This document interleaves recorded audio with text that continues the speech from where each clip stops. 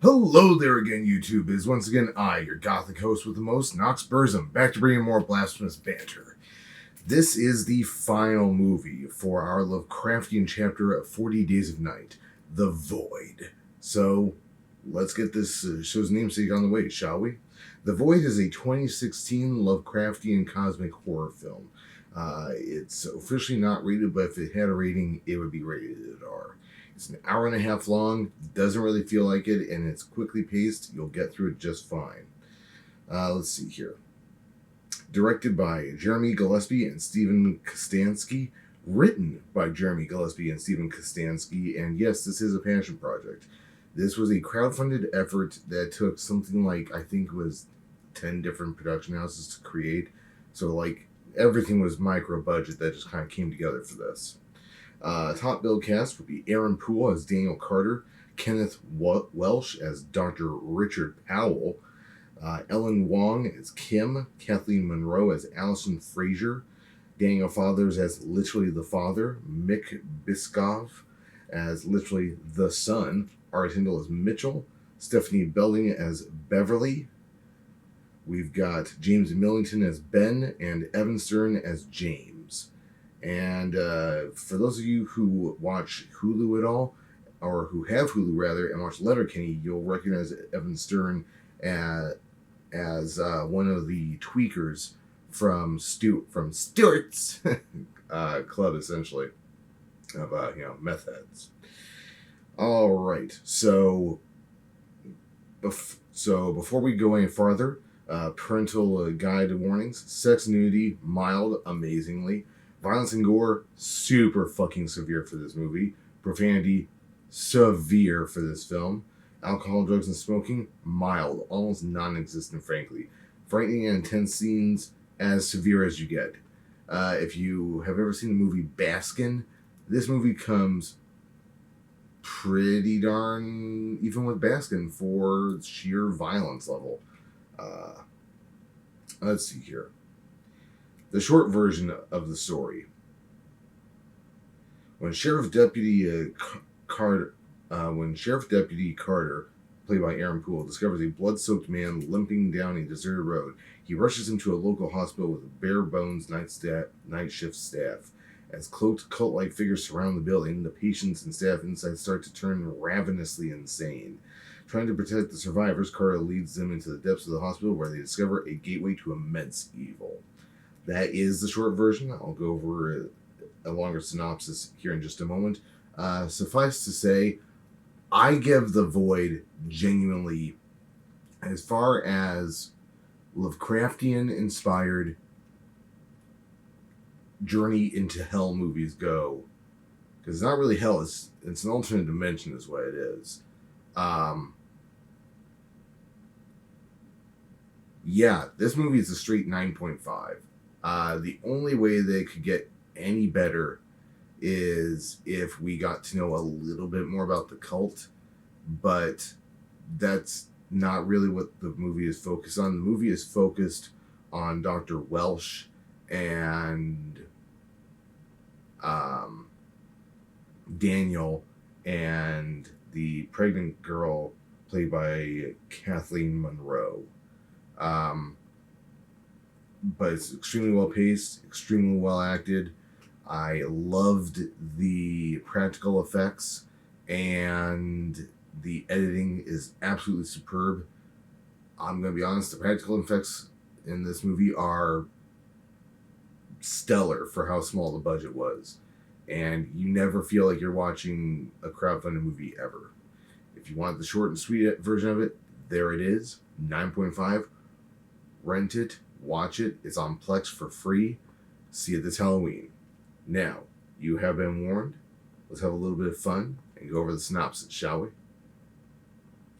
This moment my page decided to clear out on me here. I apologize. Because this is a very involved film, and I'm not going to do it justice. Just trying to do this off the top of my head. I apologize. Alright. The film opens at a rural home as two people scramble outside pursued by two armed men. One of the fleeing is shot and wounded while the other frantically runs off into the night. The two men, one older, the other younger, approach the wounded woman and one hands a canister of gasoline to the other. After the woman is doused, one of the men drops a lit cigarette, that's the father, drops a lit cigarette on her, burning her to death. As they get in their car to presumably pursue their other victim, in the distance, a figure watches the grisly scene, dressed from head to toe in a white robe with only a black triangle in the center of the face mask. And they'll, of course, come into play more in the rest of the movie. Elsewhere, police officer Daniel Carter sits in his squad car on Country Road. After checking in with dispatch, Daniel spots someone crawling out of the tree line on their hands and knees. Turns out that it's Stern.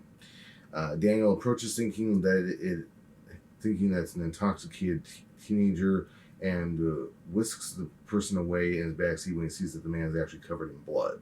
Daniel contacts dispatch and asks which hospital is closest to his current location. The dispatcher tells him that the closest one may not be prepared to deal with the situation, as they're actually in the process of closing down after a fire ravaged an entire section of the building. With the next closest hospital and still 20 fucking minutes away and unsure of the extent of the man's injuries, Daniel reluctantly speeds towards his only option. And that's when things don't start to get weird quite yet. When Daniel brings the man through the front door, the nurse at the front desk scrambles for help and calls Dr. Richard Powell and another nurse, who is Beverly, who takes the man away to be examined. Daniel takes a moment during the silence to say hello to teenage Maggie and her grandfather Ben, who have come in that night for a checkup on Maggie's far-along pregnancy. After the doctor discovers heroin needle marks on the man's arm, Daniel realizes he has the junkie's blood on his uniform and goes to clean it off, being brought a cup of coffee by the nurse at the front desk, who is revealed to be Allison, Daniel's estranged wife. When Allison leaves, Dr. Powell approaches him and tells Daniel to take it easy on Allison, and that he understands all too well that it's what it's like to lose a child, which is actually one of the central thematic elements in this movie, and it's one of the reasons why I like the editing so much, because whenever Daniel is having a really innerly tumultuous moment, you'll see in the images on the screen him and his wife when they were in the delivery room when they lost their child. And it's obviously one of the most painful things he's ever been through. In another part of the hospital, nursing intern Kim sits in the room of patient Cliff, and knowing him with her boredom and frustration at having been assigned to a hospital that's understaffed and in the process of moving out. When Cliff tells Kim he's going to sleep, she leaves the room. Shortly thereafter, as Daniel roams the halls of the hospital, he sees Beverly standing over Cliff, and something doesn't seem right. As he approaches it closer, he sees Beverly has shoved a pair of fucking scissors into the boy's skull through his eye, which he slowly pulls that back out. Done all with practical effects, by the way. Daniel draws his sidearm and confronts Beverly, who slowly turns around to reveal that she has removed nearly her entire face. Basically, just this portion of her eye skin is left. This portion of her skin is left. Her lips are still there, I think. But, like, it's as if someone has taken off the mask portion of the front of her face. As Daniel demands that Beverly put down the scissors, she begins to slice away further at her own skin, telling him that's not her real face. She then approaches him with, intent to hurt him with the scissors, at which point he has to shoot her, and he kills her. As Allison, Kim, and Dr. Powell rush to investigate, an overwhelmed Daniel assembles into the nearest bathroom and pukes, then passes out. While unconscious, like I said, Daniel has visions of a dark and desolate landscape with swirling clouds above, a sinister-looking nebula somewhere in space, and a black triangular mass, also known as the Void. When he comes to, Daniel is fervent about calling in the incident between Allison and Dr. Powell's pleas for him to take it easy. Despite Allison and Dr. Powell's pleas for him to take it easy, they also inform him that while he was passed out, a state trooper actually arrived at the hospital. Daniel finds the trooper, who is Mitchell, and asks him how he arrived so quickly. Mitchell explains to him that he's investigating a mass murder that happened at a house not far away, and he's there for the man that Daniel has brought in earlier that night.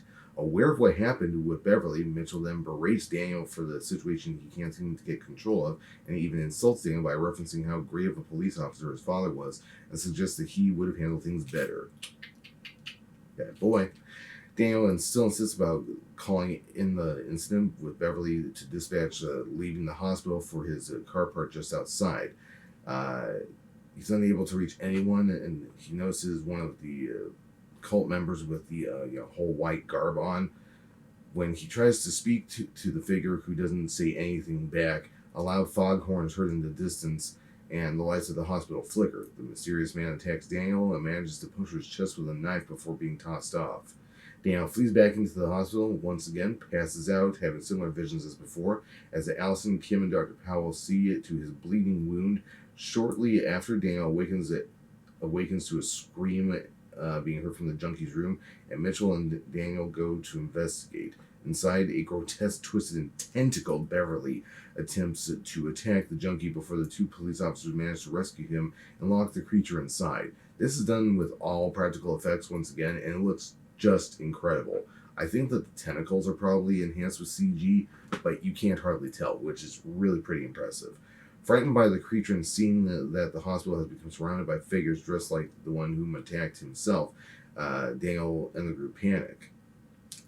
Suddenly, the two men from the start of the film burst into the hospital and at gunpoint demand that the junkie be handed over to them. As Daniel and Mitchell try and de-escalate the situation, the junkie grabs Maggie and holds a scalpel to her throat. As the tensions rise, Dr. Powell slowly approaches the junkie and tries to get him to release Maggie, but is stabbed in the neck and falls to the floor, fucking dead. The Beverly creature suddenly emerges from another doorway and takes Mitchell away, basically to eat him. Taking advantage of the confusion, Ben knocks the junkie unconscious and saves Maggie. Daniel follows after the creature with a fire axe and turns a corner to see it holding a barely alive Mitchell, forcing its tentacles down his throat and into his eye sockets. Again, this is all done using practical effects, and you can tell, and it looks fucking incredible. The two men appear and begin attacking the creature, though, killing it and chopping off Mitchell's head in the process. Unsure of what may happen, the group takes Mitchell's body, straps it to a gurney, and sets it on fire before rolling it outside into the parking lot. As the group tries to make sense of what's happening, Daniel manages to come to an uneasy alliance with the two strange men, the older named Vincent, the younger Simon, even though they're credited as the father and the son in the official IMDb page. One, which Simon, we learn, cannot speak due to an injury just at this moment. And you do see it on his neck. There's like a part where his windpipe was probably, or where his vocal cords were probably attacked. Maggie begins to experience pain and fearing for her and her baby's life. Allison insists on going to the medicine storage room to gather things to help the teenager. Daniel formulates a plan to retrieve his shotgun and ammunition from his squad car with Vincent and Simon and tells Allison to wait until he returns before going deeper into the hospital. Daniel and the other two men head outside to find that the car has been rolled further away from the entrance, but there are no more mysterious figures outside, at least. They run to the car, grab flares, the shotgun, and ammunition. Suddenly, a whole bunch of the cult members appear holding knives. They hear the horn again and end up having to rush inside before they're killed, essentially. When they return, they find that Allison has chosen not to wait and has ventured out to the medicine storage room against Daniel's wishes for her to not go alone. As Allison gathers up what she needs, someone appearing to be Dr. Powell stands behind her. Back at the entrance, Daniel notices that Dr. Powell's body is missing as he and the two men make their way to the storage room to find Allison. While looking for her and finding nothing but the bag within which she was collecting what she needed, the three come across Dr. Powell's office and investigate. As Vincent looks through a tin box filled with mysterious Polaroids of naked women, the mysterious figures and dead bodies, Dr. Powell speaks to Daniel on the phone, taunting him before hanging up. Wanting answers, Daniel follows Vincent and Simon to interrogate the junkie, threatening to break his fingers with a hammer if he doesn't tell them what's going on. Works pretty well. The junkie claims to not know anything about what the cult actually does, but reveals that he was lured to the house with the problems of crystal meth and joined the other addicts there. Things quickly took a turn for the worse as the cultists, including Dr. Powell, watched the junkie have sex before sacrificing them in strange rituals and performing experiments on both alive and dead victims. The junkie is only alive because Vincent and Simon showed up that night, guns blazing and killing fucking everyone that they saw, cultist or not, in the process. It's then revealed that Vincent and Simon, who are father and son, went to the house to get revenge on those responsible for killing their own family. Desperate to find Allison, Daniel convinces Vincent and Simon to come with him into the burnt-out section of the hospital, believing that that's where Dr. Powell has taken her. He leaves Kim with Ben and Maggie despite her protests, and gives Ben a gun to help protect them. The three men then bring the reluctant junkie along, whom they don't entirely believe to be innocent in all this, even though he basically is. As they travel deeper into this destroyed section of the hospital, Kim, who's been helping them navigate over the radio, loses track of where they are and eventually comes to the realization that they've pretty much managed to enter a part of the building that shouldn't technically exist. They're off the fucking reservation, okay? As Kim loses radio contact with Daniel, the other four men enter a maze-like area with a giant triangle and other symbols etched into the floor. It looks really neat. It's kind of your descent into hell. It's kind of the idea. Like I said, I don't think it's actually hell that they enter, but it's definitely another dimension. Meanwhile, someplace else, Allison awakes on an operating table as Dr. Powell stands over a sink washing bloodied surgical tools and picking away at pieces of his own flesh. Powell explains that after the death of his daughter, he went searching for answers on how to transcend death and transform himself into something greater, but also to discover a way in which he could bring his daughter back. After encountering something that showed him how, he began a cult to help him achieve this, and has been conducting experiments on the living and the dead for years, referencing the hospital's fire as being started by some of his unsuccessful creations, which he's kept around despite their desire to die. It's pretty diabolical stuff. Powell, who has begun flaying the skin off of himself, then removes the sheet covering Allison, whose stomach has become engorged with something moving violently inside of her. It's a really wickedly cool effect. I loved it. Daniel and Vincent and Simon continue their search and come upon a room filled with mutilated corpses who have been experimented on in various states of decay. When Vincent begins to have visions of his dead wife, the corpses come to life and begin attacking them. It's pretty wild to watch. After briefly fighting them off, Vincent sees his wife holding their baby through a doorway and chases after them with Simon close behind. Daniel and the junkie flee in a different direction, but a creature grabs the junkie and bashes his head repeatedly into the floor, killing him and allowing Daniel to escape. It's a pretty gruesome scene. Back in the hospital, Maggie begins to experience severe pain again, and Kim comes to the realization that she needs to perform a C-section on her, lest they both die, the baby and the mother, that is. Kim tries to make the first incision, but panics and tells Ben she can't do it. As Ben pleads for Kim to do the surgery, Maggie slits his throat, revealing that not only is she a part of the cult, but she's carrying Dr. Powell's fucking child. As cultists begin to invade the hospital, Kim hides herself in a cabinet, and it works. Simon follows his father through the tunnels, which inexplicably begin to turn into their home. He finds his father grieving over his dead wife and infant child, and then turns to attack Simon, asking over and over why he didn't protect them. The illusion disappears and Vincent recollects himself. Daniel eventually comes across the room where Allison is being kept and finds her alone, still laying on the operating table, very much pregnant. He caresses her stomach and kisses her and she tells him to stay with her. Suddenly, this illusion disappears, and Daniel finds himself standing over an Allison whose stomach has exploded outwards with tentacles. It's grotesque. And unseen Dr. Powell tells him that he was able to give her what she always wanted, to be a mother. It's, again, grotesque. Daniel then takes his axe and continuously chops away at Allison's remains, putting her out of her misery, essentially. Making his way into a large room with an illuminated triangle on the wall, Daniel is lectured by Dr. Powell about his experiments and his knowledge of life and death. He offers Daniel to be allowed to join his cult and tells him he can bring his child back too if he's willing to die first. When he refuses, Maggie appears and shoves a knife into his back. As Daniel collapses, a skinless, inhuman Dr. Powell reveals himself and explains that he found a way to bring his own daughter back as well. Powell asks Maggie if she's ready and then kneels in front of the triangle. Reciting an incantation, the triangle opens, revealing a blindingly bright void of light. As Maggie convulses and screams in horror, a large, twisted creature, which Powell calls his daughter, emerges from her torso. It literally explodes out of her womb. Vincent and Simon appear, and the creature chases after them. Eventually, Vincent is caught, and as it begins to force its tentacles into his body, He covers himself in the monster and flammable liquid and calls for Simon to set them ablaze with a flare. After some hesitation, Simon does and flees. Still alive, Daniel crawls to Powell, who grabs him by the throat, and as he tries to resist, Powell attempts to once again convince Daniel to join him and promises he can be with Allison again. Daniel then grabs a hold of Powell's arm and forces them both into the void of light, and they fucking disappear. It's actually a really metal scene. It's very courageous.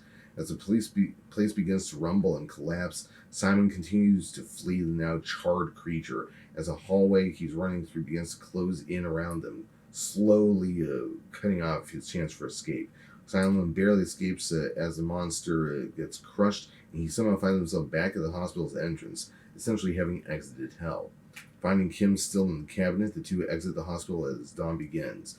The film does end in the desolate and dark landscape that Daniel had seen in his visions towards the start of the film. He stands there holding hands with Allison as the two gaze upwards at a massive floating black pyramid. It is the most metal gothic ending you could possibly have for this movie. Things I really enjoyed. I really enjoyed seeing the scenes where they descended into hell. It was a very neat effect that the guys who wrote the script thought to have the radio cut out as they descended farther and farther into the pit. The effects that they are using, the prosthetics and whatnot, are simply fantastic. You can't tell that anything is fake, and everything is lit in such a way, and camera angles are used to hide any little fallacies or flaws that were in the prosthetics makeup. So everything looks very real. Even the creatures who don't have any real, definable features. Like, the doctor's daughter, for instance, is this amalgamate aberration and is meant to look like an aberration. It has, a face, but no lower jaw, and, that's where just tentacles come out and stuff, and, you can tell that it was a puppet, and it's this really kind of just neat thing. I don't know how much else I can say about this movie.